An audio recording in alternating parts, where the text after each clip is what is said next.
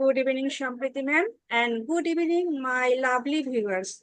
Happy Karwa Chauth, happy Dashera. Hope that all are well. तो आज की podcast में एक स्टोरी के थ्रू स्टार्ट करना चाहती हूँ। बहुत इंटरेस्टिंग स्टोरी है, आप सुनिए। बेला एक लेडीज है, हमारी जैसे एक औरत है। उनकी 25th मैरिज एनिवर्सरी सेलिब्रेशन खत्म होने के बाद उन्होंने डिवोर्स की फाइल उनके हस्बैंड को देती है और वो डिवोर्स की फाइल उनकी सभी फैमिली मेंबर्स के सामने देती है। सब हक जगह 25 के बाद, वो भी मैरिज एनिवर्सरी सेलिब्रेशन करने के बाद क्या है, फिर यही बात कोर्ट में जब पहुंचे, जब जॉर्ज ने सवाल जवाब किया, क्या रीजन है आप इतने साल फैमिली के साथ एक साथ रहने के बाद, आपकी कपल लाइफ तो सबके सामने ऐसा लगता है बहुत happy couple, identity role model couple है, फिर क्यों? क्या आपके हस्बैंड चोरी चुप के आपको मेंटली और फिजिकली टॉर्चर करते थे, या आपके हस्बैंड का कोई दूसरा रिलेशनशिप है जिसके बारे में सिर्फ आपको ही पता है और किसी को भी पता नहीं? बोलते नहीं जॉर्ज सर, मेरे हस्बैंड तो एक बहुत अच्छे इंसान है। मेरे हस्बैंड ना तो कभी मुझे फिजिकली टॉर्चर किया, ना तो मेरे हस्बैंड का कोई दूसरे की लेडीज के साथ रिलेशनशिप में रहना नामुमकिन है, वो भी नहीं सकती है। तो फिर जज साहब ने पूछा, क्या फिर आपको कुछ चॉइस है आपके मन में, आपकी फीलिंग्स दूसरे के लिए है? तो अभी बोले उन नहीं, फीलिंग्स की सिर्फ रिलेशनशिप बॉय एंड गर्लफ्रेंड ऐसा वाला, मैन एंड वुमेन वाला ही रिलेशनशिप हो सकते फीलिंग्स, और किसी के ऊपर फीलिंग्स नहीं हो सकते। तब जज साहब पूछे है, फिर आप डिवोर्स क्यों मांग रहे हो? तभी उन्होंने बोले, मैं आज शादी करके इस घर में आई हूँ, 25 years हो गई है। मैं तभी से, उसी दिन से मैं खुद को सप्रेस कर रही हूँ। मैं भूल गई हूँ मैं क्या पसंद करती हूँ, क्या क्या मैं कौन हूँ, मेरा डिसलाइक क्या है, मेरा लव क्या है, मेरा फीलिंग्स क्या है। मैं सब कुछ भूल गई। मुझे मेरा फैमिली की सबके बारे में छोटी से छोटी चीज पता है। किसको कौन सा खाना पसंद है, किसको कौन सा कलर पसंद है, किसको कौन सा मौसम पसंद है, A to Z क्या पसंद है ना पसंद है, सबकी पसंद है। आप पूछिए नहीं फैमिली मेंबर को जो मेरा क्या पसंद है वो तुमको कितना पता है। जो सब सच में सोचने लगे ये क्यों होती है। फिर और एक स्टोरी मैं बताती हूँ। आफ्टर 7 और 8 years लव एफेक्शन में रहने के बाद, जब 2 months 3 months अदरवाइज ज्यादा से ज्यादा 1 साल चलने के बाद लगता है ये शादी हमारे लिए बोरिंग हो गई है, ये शादीशुदा लाइफ अच्छा नहीं लगता है। पहले जो हाथ था ना, जब हम दोनों लवर थे, तब शायद बहुत अच्छा था। अभी वो ना रोमांस नहीं है। वो क्यों हुए? ये सवाल आई थिंक सबका मन में आता है, जरूर आता है फिर। हाँ दोस्तों, आप सबने सही सोचा। आज हमारा जो पॉडकास्ट की टॉपिक है वो है प्री काउंसलिंग मैरिज। शम्प्रीति मैम, आप थोड़ा हमें व्यूअर्स को बताइए प्री मैरिज काउंसलिंग क्या होती है। Good evening, Gopa ma'am. Good evening, friends. Happy Karwa Chauth and also Happy Dashera. ये टॉपिक गोपा मैम एक बहुत ही अनोखा है, इम्पोर्टेंट है और इंटरेस्टिंग भी है। तो इसीलिए मैं अपने व्यूअर्स को रिक्वेस्ट करूंगी, ये पॉडकास्ट जरूर देखें, अंत तक जुड़े रहे। बहुत मजा आएगा, बहुत हेल्पफुल टिप्स भी मिलेगा। तो आपका पहला सवाल जो है, प्री मैरिटल या प्री मैरिज मेंटरशिप क्या है?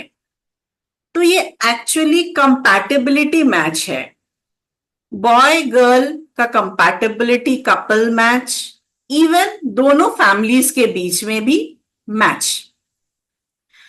मैं एग्जाम्पल के तौर पे अगर समझाऊं, हम कभी कभी बोलते हैं कि ये शर्ट बहुत अच्छा है, पैंट भी बहुत बढ़िया है, पर दोनों जब हम पहनते हैं तो एक साथ जच नहीं रहा है। तो सिमिलरली मे बी बॉय भी बहुत अच्छा है, गर्ल भी बहुत अच्छी है, लेकिन दोनों में वो कंपैटिबिलिटी, लाइक माइंडेडनेस नहीं है। उसी तरह अगर साइड बाय साइड दोनों हाई वोल्टेज करंट रखा जाए तो क्या होगा। और एग्जाम्पल, कोई नॉर्थ पोल तो कोई साउथ पोल, पूरा डिफरेंट डायरेक्शन, पूरा डिफरेंट कोर बिलीव्स, सब कुछ अलग। तो अगर किसी फैमिली लाइफ में हुआ, मैरिड लाइफ में हुआ, तो बहुत प्रॉब्लम्स होगा। अगर दोनों नॉर्थ पोल या दोनों साउथ पोल में भी अगर हो तो भी मुश्किल हो सकता है, क्योंकि may be the husband is बहुत कंजूस है, वाइफ भी कंजूस है, तो फिर क्या होगा। नो सोशलाइजिंग, कोई पार्टी नहीं, कोई घूमना फिरना नहीं, बच्चों के लिए भी एक बहुत बोरिंग लाइफ। तो ये सब स्मॉल डिटेल्स अगर देखा जाए तो हम ये सब मैरिज में, आफ्टर मैरिज देखते हैं। तो बट जब आफ्टर मैरिज होता है तब बहुत कुछ लेट हो जाता है। तो इसीलिए अगर इसको पहले अगर इसका डिटरमिन करें कि कैसे क्या होगा, तो ये हमारे लिए, सबके लिए बहुत हेल्पफुल होता है। लाइक फॉर एग्जाम्पल, इस जनरेशन की अगर मैं बात करूं तो शादी मतलब marriage is all about pre wedding, post wedding, pre honeymoon session, post honeymoon, sangeet, ceremony, all these, love, romance. But reality क्या है after marriage? Is marriage only about these things? तो ये सब भी हम सब प्री मैरिटल काउंसलिंग में, ये सब जो डिटेल्स हम फेस करते हैं after marriage, we discuss it openly. Okay, तो आपके साथ डिस्कस करने के बाद मुझे ऐसा फील होती है कि प्री मैरिजिंग काउंसलिंग का तो इम्पोर्टेंस बहुत ज्यादा है। आप क्या बोलते हैं इस बारे में? 100% ये बहुत जरूरी है। इसका इंपॉर्टेंस अगर मैं नेगेटिव से स्टार्ट करूं, सपोज कोई कपल टॉक्सिक रिलेशनशिप में है या बहुत कॉन्फ्लिक्ट, कलेश है उस दोनों के बीच में, तो आउटकम क्या होता है? मेंटल प्रॉब्लम जैसे डिप्रेशन, स्ट्रेस, एंजाइटी, उससे होगा फिर physical problem, high blood pressure, cardiac problems, और तो और बच्चों का भी इस पर असर पड़ता है। उन पर भी कभी कभी पर्सनालिटी डिसऑर्डर या मेंटल हेल्थ डिसऑर्डर भी होता है। मैं कुछ सबके लिए, अपने व्यूअर्स के लिए कुछ शॉकिंग डिवोर्स के रेट्स बताने वाली हूं आज। लास्ट 20 इयर्स में डिवोर्स रेट्स डबल हो गया है, और मेट्रो सिटीज जैसे दिल्ली, बॉम्बे, बैंगलोर, ये 30% बढ़ गया है। और मैं अगर टॉप 10 स्टेट्स को चुनूं, उसमें ये सब मैं जो डेटा बोल रही हूँ 2022 का है, 24 में तो और भी बढ़ गया होगा। तो सबसे ऊपर स्टेट डिवोर्स रेट में है इस कर्नाटका। मैं इसके परसेंटेज भी बता रही हूँ, that is 18.7%। Sorry, this first is Maharashtra, that is 18.7%। उसके बाद है Karnataka 11.7%, followed by UP 8.8%, then is West Bengal 8.2%।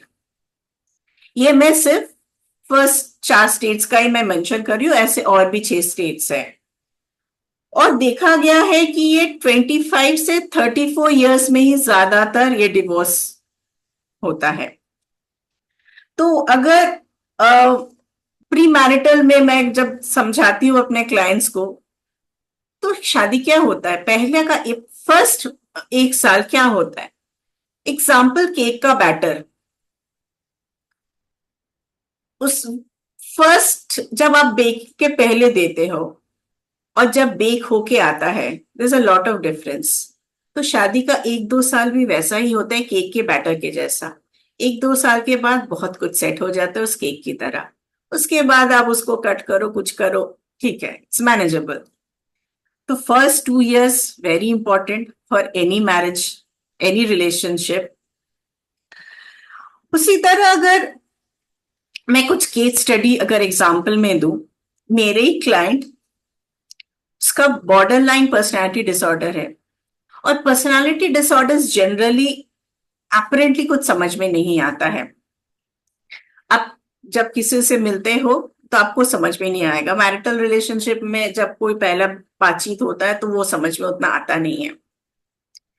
शादी के बाद बहुत प्रॉब्लम हुआ था इस कपल का, because the wife had border line personality disorder. इसी तरह जब हम और भी कंपैटिबिलिटी मैच देखते हैं तो फिर हम क्या देखते हैं? एक रियलिस्टिक एक्सपीरियंस, उनका कोर बिलीव्स। बिकॉज जैसे मैंने कहा, marriage is not only about love and romance, it is sex, घूमना फिरना, party, socialising is a one part, but main part is our life time commitment, long term commitment. हम अक्सर जब गाड़ी खरीदते हैं तो उसका चेक करते हैं, जब फ्लैट खरीदते हैं या कोई लैंड प्रॉपर्टी भी खरीदते हैं, उसका सब पेपर्स हम लोग सर्च करवाते हैं। बट व्हाई नॉट मैरिज के पहले कुछ अगर डिटेल्स जो कभी कभी may be both the parties, लड़के के घर वाले लड़की के घर वाले शर्मा शर्मी में पूछ नहीं सकते एक दूसरे से, या इस उनके जहन में आता भी नहीं है कि ऐसे भी सवाल हो सकते हैं, वो सब हम डिटेल्स में एक मैरिटल कंसल्टेंट के वक्त हम सब पूछते हैं और इन सब सवालों का अच्छी तरह से खुलासा करते हैं। Correct ma'am. हम जब कुछ भी चीज परचेस करते हैं, हम जो ऑर्नामेंट्स वो हॉलमार्क्स का है क्या नहीं, उसकी पेपर है क्या नहीं, फिर लैंड प्रॉपर्टी परचेस करते, फ्लैट हाउस जो भी है परचेस, कितनी बार हम देखभाल करते देखते वो पेपर ओरिजिनल है क्या नहीं, उसको जाजिंग करते। फिर मैरिज के पहले एक प्री मैरिज काउंसलिंग अगर होती है, और उसकी वजह से हमें एक healthy life partner, healthy family मिल जाते, तो व्हाट इज द प्रॉब्लम? तो अभी इंसान बहुत जागरूक हो गए, ये सब कर के ही लेते मोस्टली, क्योंकि सभी पेरेंट्स को क्या चाहिए, फर्स्ट प्रायोरिटी मेरा बच्चा, बेटा बेटी, बहू दामाद सब हैप्पी रहे, ये सबसे बहुत प्रायोरिटी हो गई। और मैम आप जैसे बोल रही हो, जे हमारे पास डेटा इतना इतना आया, महाराष्ट्र में फास्ट है जो भी है, कौन सा भी स्टेट बोलो, जो डेटा हमारे पास सामने आया वो तो हम बोल सकते इतना हो गए। लेकिन जो डेटा हमारे पास अभी तक नहीं आया, बहुत सारे फैमिली है डिवोर्स, म्यूचुअल डिवोर्स हो गई। जैसे मैं भी अर्निंग कर रही हूँ, वो भी अर्निंग करे, ठीक है, हम दूसरे के साथ माइंड मैच नहीं होते, चलो आप दूसरे फ्लैट में रहो, मैं दूसरे फ्लैट बोलो, एटी एरिया बंगलो जो भी व्हाट एवर इज देयर, आप रहो आपके प्लेस में। नहीं तो जॉब लेके दूर चला जाता है, कांटेक्ट ही ना रहे, ज्यादा से ज्यादा कांटेक्ट भी नहीं रहे, ये जो इनफॉर्मल रिलेशनशिप आप जो बोल रहे हो, फॉर्मली डिवोर्स नहीं हुआ है, बट इनफॉर्मल रिलेशन, हाँ, राइट। ये बहुत ज्यादा है, मतलब बहुत तो देखने के लिए मिलता है, सुनने के लिए मिलता है, ऐसा केस भी बहुत आते हैं, बहुत आते हैं। इवन लव अफेयर, 7-8 साल रिलेशनशिप में रहने के बाद जब शादी होती है, हम लोग सोचते हैं नहीं इनका तो एक हेल्दी हेल्दी कपल होने वाला है, क्योंकि इनका इतना साल से उनका रिलेशनशिप, फिर भी थोड़े दिन के बाद नहीं वो बोरिंग आ गए हैं, उनके साथ ऐसा तू मैं हो गए, ये अच्छा नहीं लगता, किसी के लिए भी अच्छा नहीं लगता, हमें भी सुनकर अच्छा नहीं लगता है। तो मुझे भी ऐसा लगता है इसका तो इम्पोर्टेंस और भी ज्यादा है।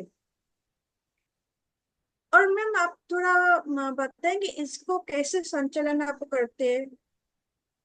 हाँ, जैसे पोस्ट मैरिटल काउंसलिंग जब होता है तो उसमें एक थेरेपी सेशन होता है, बट प्री मैरिटल काउंसलिंग में हम डिस्कशन सेशंस लेते हैं।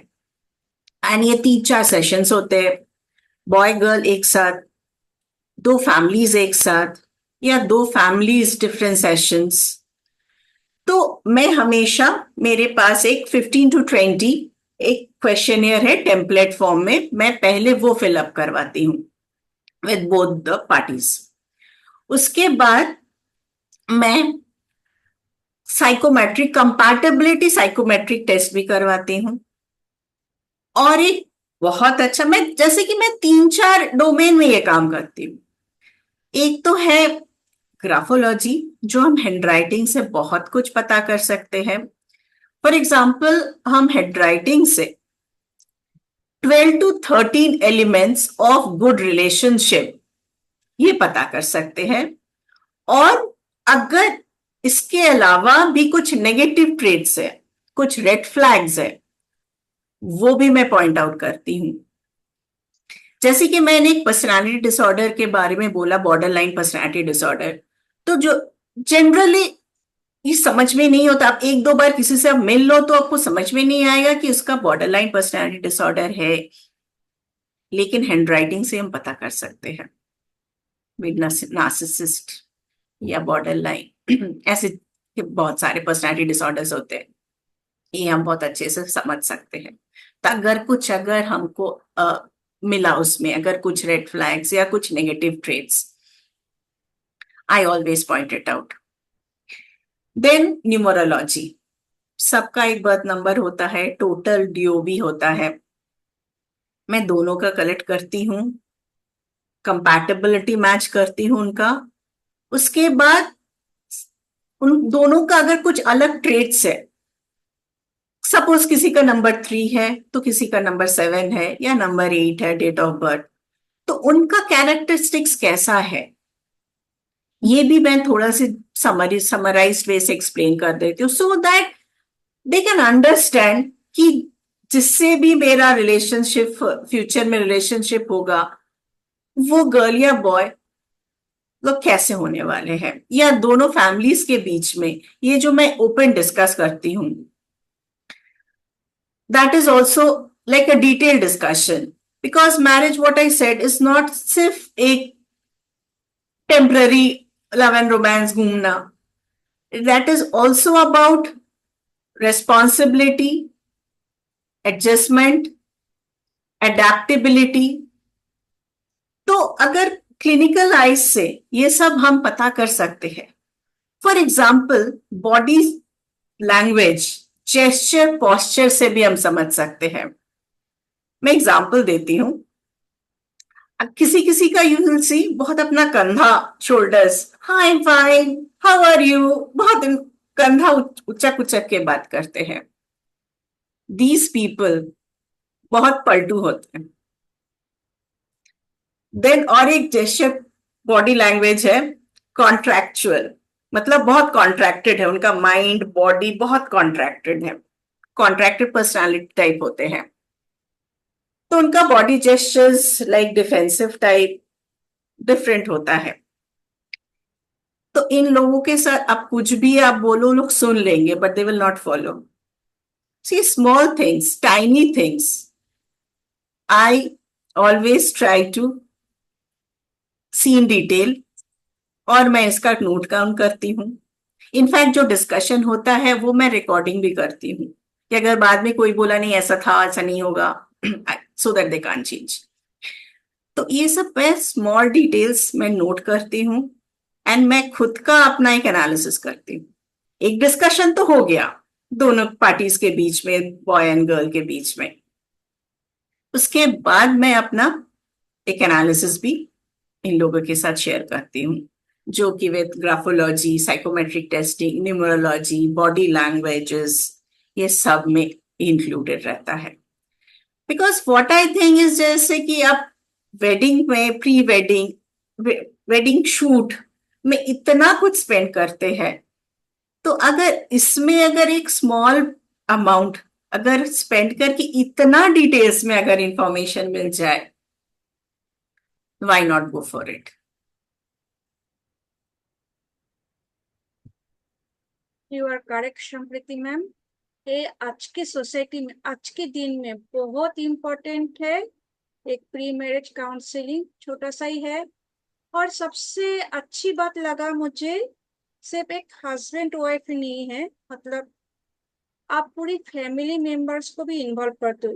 Very true. क्योंकि कोई भी इंसान जब शादी करके ritual as a ritual husband और वाइफ सामने आते, बट उनके रिश्ता दो फैमिली के साथ जुड़ जाता है। उनको भी पता होना चाहिए इस फैमिली में क्या है, क्या पसंद नहीं पसंद, उनका रिचुअल्स क्या है, उनकी कल्चर क्या है, दोनों दोनों को जानना बहुत जरूरी होती है। अगर कभी कभी ऐसा देखा गया दोनों पेरेंट्स के बीच मतभेद है, तो उसका इफेक्ट हस्बैंड वाइफ के ऊपर भी पड़ता है। बिल्कुल। तो दोनों तरफ से भी मैच्योर्ड होना चाहिए, दोनों तरफ की अंडरस्टैंडिंग इक्वल होना चाहिए, सेम सेम होता है ना।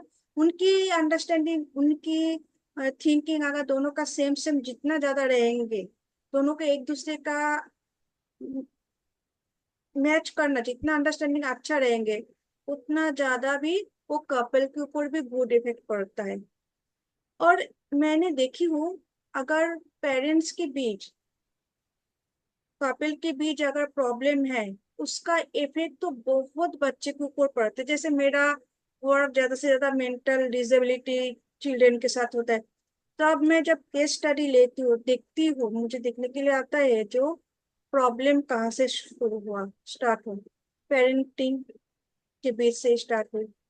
और मेरे ख्याल से मैरिज जो लाइफ है, एक हेल्दी लाइफ आफ्टर मैरिज के बाद, वो नहीं होने से, डिवोर्स के ज्यादा होने से वजह से और भी ज्यादा एक्स्ट्रा मैरिटल जो अफेयर वो ज्यादा चालू हो गए हैं।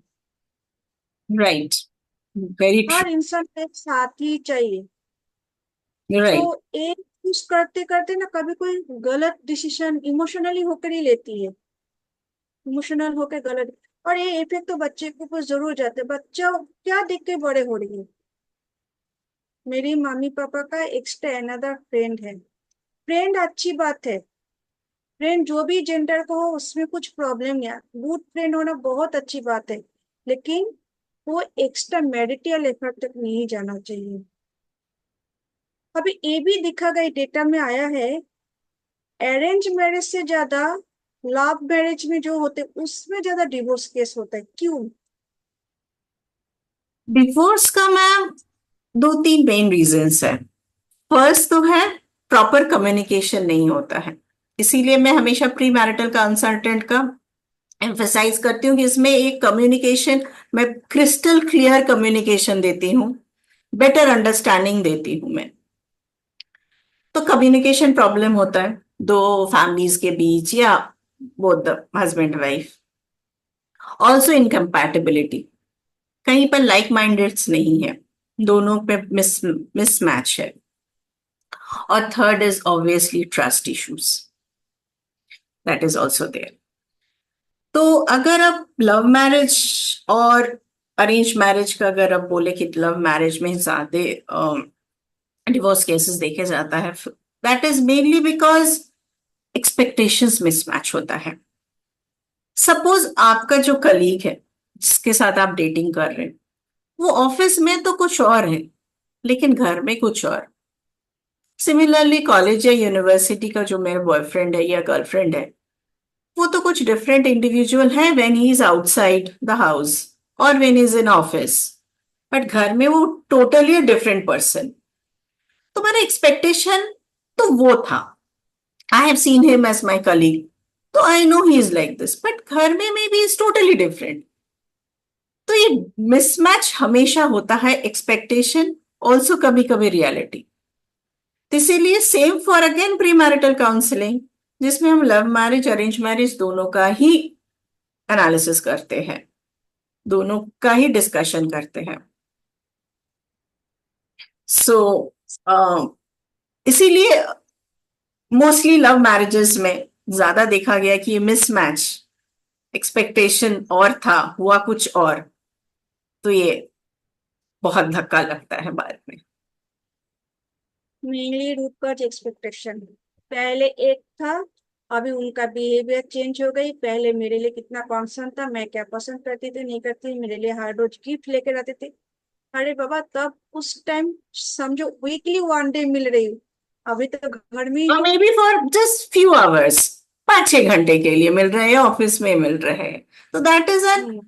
एक फॉर्मल होता है। लेकिन घर में तो हम उतना फॉर्मल नहीं होते, इट्स वेरी इनफॉर्मल। और एक चीज होती है, घर में शादी होने के बाद एक तो लगता है वो तो हमारी हो गई है प्रॉपर्टी। ये भी हंड्रेड परसेंट किसी के माइंड में आ जाते हैं, ये हंड्रेड तो परसेंट हमारी प्रॉपर्टी, उतना तवज्जो नहीं देते हैं तब हम। ये राइट। तो हमारी प्रॉपर्टी हो गई, उसको तो हम कैसे भी करके रखो, चल जाएगा। राइट। लेकिन रिलेशनशिप प्रॉपर्टी नहीं होती, रिलेशनशिप लव होती है। Also carry, trust. अगर मैं, ऑल्सो ट्रस्ट। हाँ मैम, अगर मैं 3 मंत्रास बोलूं सक्सेसफुल एंड हैप्पी मैरिज का, first is always team work. दोनों के बीच, दोनों कपल के बीच, also family support. That is a team work, because it's a family. Family कभी अकेले से तो नहीं हो सकता। Second is your mutual respect. जैसे आपने बोला कि शादी के बाद तो मेरा ही प्रॉपर्टी है, कुछ भी हो जाए तो पता है वो कहाँ जाएगी, वो कहाँ मुझे छेड़ को वो कहाँ जाएगा। तो म्यूचुअल रिस्पेक्ट होना ही है। और third is your be very good friends, passionate friends, best friends, सब कुछ शेयर कर सकते। अगर कुछ गलत भी हो गया, बिकॉज मैं हमेशा ये क्वेश्चन भी रखती हूँ जब मैं प्री मैरिटल काउंसलिंग करती हूँ कि can you give a second chance, और how do you think about a second chance. तो इसमें अगर अंडरस्टैंडिंग हो, प्रॉपर अंडरस्टैंडिंग, अगर कुछ मिस्टेक भी हो गया है और they are very good friends, they can share with each other, तो वो भी कभी कभी बैलेंस हो सकता है। इट डिपेंड्स अपॉन द, हाँ, सिचुएशन पे ये डिपेंड करता है। तो अभी राइट। तो इसीलिए कुछ कुछ क्वेश्चंस लाइक मैं जो करती हूँ अपने क्लाइंट से, वेरी इंपॉर्टेंट क्वेश्चन, जैसे कि अब तो दोनों ही लाइक कपल कमाऊ है, the husband is also working, wife is also working, तो ये फाइनेंशियल प्रॉब्लम्स बहुत देखे जाते हैं आफ्टर द मैरिज। जो पहले लव मैरिज या कुछ भी हो, वंस आई एम डेटिंग, तो उतना मेरा, मैं अपना पैसा मैं खुद खर्च कर रही हूँ, वो अपना पैसा खर्च कर रहा है। तो एक टेंडेंसी होता है आफ्टर मैरिज, हस्बैंड का सैलरी इज आवर सैलरी और वाइफ का salary is only her salary. तो ये डिटेल्स, इवन अब तो मैं पूछती हूँ even with the girls, are you ready to be become a mother after marriage, because वो बोल सकती है it's my career, my body, my life, so I will not, I am not ready. But family expectations तो होता है, तो पहले पूछ क्यों लेंगे। अगर पहले पूछ लेते तो काफी कुछ का सवालों का आंसर मिल जाता है। You are correct. बहुत सारे क्वेश्चन से हमें क्या होते हैं पता चल जाता है, हमारी हिडन इशू क्या है, हमारी अनकॉन्शियस माइंड में क्या चल रही है। तो ये सब अच्छे होते हैं प्री मैरिज काउंसलिंग के लिए। मैं भी सबको बोलती हूँ जो सुनने के लिए आता है, जो मैरिज होने वाला है, तो मैंने सबको भी एक्सप्लेन करती हूँ प्री मैरिज काउंसलिंग क्यों इम्पोर्टेंट है, क्यों करना चाहिए। तो जिन्होंने किया है उनका तो रिजल्ट सच में अच्छा है, रिपोर्ट भी अच्छा है। यस और मैम, इन बिकॉज मेरा मोटिव मैच मेकिंग नहीं है। माई इज दैट एक क्रिस्टल क्लियर क्लैरिटी दो और एक फेविकॉल का जोड़ बने, ये मेरा हमेशा इंटेंशन रहता है।